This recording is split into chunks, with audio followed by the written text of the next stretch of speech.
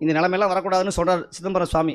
நோயுற்று அடராமல் நொந்து மனம் போகாமல் பாயில் கிடவாமல் பாவியேன் காயத்தை ஒரு நொடிப்பொழுதில் காயத்துள் சேர்ப்பா என் போரூரான்னு சொன்னார்.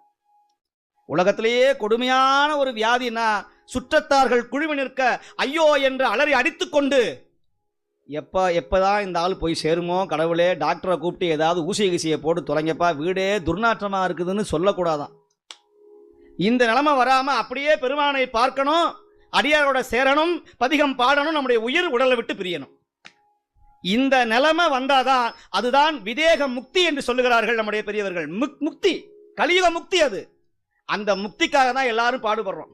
முக்தி நெறிய அறியாத மூர்க்கன்னு சொன்னார். பக்தி நெறிய அறிவித்து பழ வினைகள் அழியும் வண்ணம் சித்த மலம் அறிவித்து சிவமாக்கி அணையாண்ட. அப்ப ஏன் அப்ப நம்மளாம் யார் சிவம், மற்றவங்களாம் சவம். அப்ப சிவம் ஆக்கணும்னா